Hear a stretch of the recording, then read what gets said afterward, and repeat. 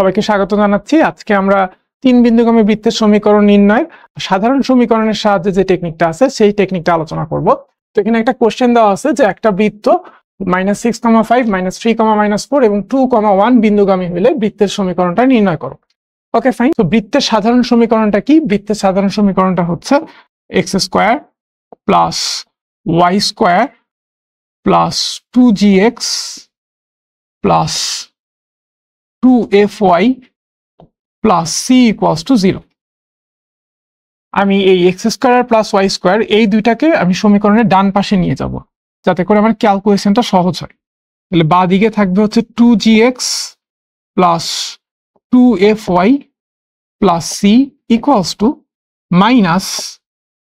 -x² + y²। ঠিক আছে। এখন এই বৃত্তটা যদি -6,5 বিন্দুগামী হয় তাহলে অবশ্যই -6,5 বিন্দু দিয়ে এই ইকুয়েশনটা স্যাটিসফাইড হবে।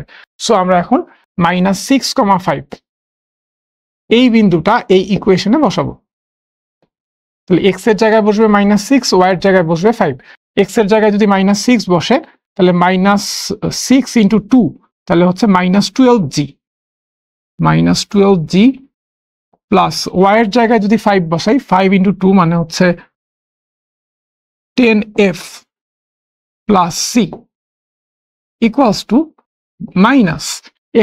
-6 এর উপরে যদি স্কোয়ার দিই তাহলে হবে হচ্ছে 36 প্লাস y²।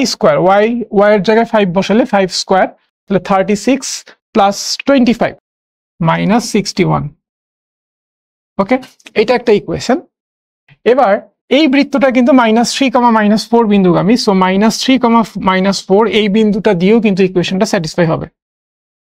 সো -3, -4 যদি বসাই, x এর জায়গায় -3 বসাইলে সাথে একটা 2 দিয়ে গুণ আছে, সো -6d। তারপরে হচ্ছে y এর জায়গায় যখন -4 বসাবো সামনে একটা 2 দিয়ে গুণ আছে তাহলে হচ্ছে -8y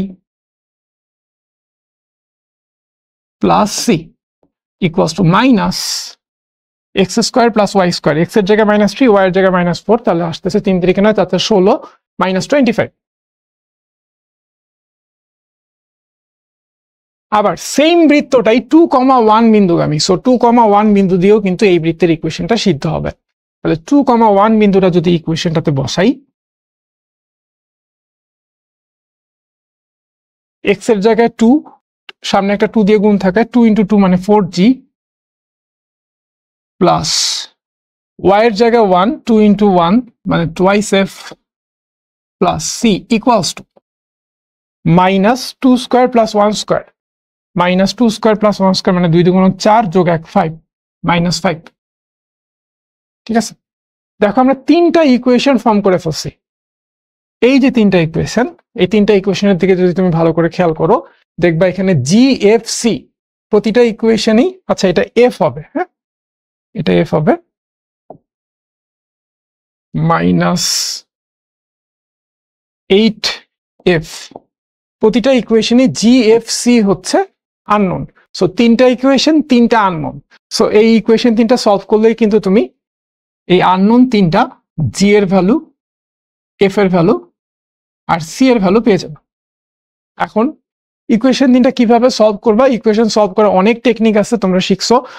প্রতিস্থাপন পদ্ধতিতে করা যায়, অপনয়ন পদ্ধতিতে করা যায়, বজ্রগুণন পদ্ধতিতে করা যায়, আবার বিপরীত ম্যাট্রিক্সের সাহায্যে করা যায়, নির্ণায়কের সাহায্যে করা যায়, আবার ক্যালকুলেটরের সাহায্যে করা যায়। সো যার যেই প্রসেসে সুবিধা হয় সেই প্রসেসে তোমরা g, f আর c বের করবা। বের করে এই যে ইকুয়েশনে বসাই দিবা g এর ভ্যালু, f এর ভ্যালু, c এর ভ্যালু। তিনটা ভ্যালু বসাই দিলেই কিন্তু আমরা হচ্ছে এই তিনটা বিন্দু দিয়ে যায় এরকম বৃত্তের সমীকরণটা পেয়ে যাবো। সবাইকে ধন্যবাদ।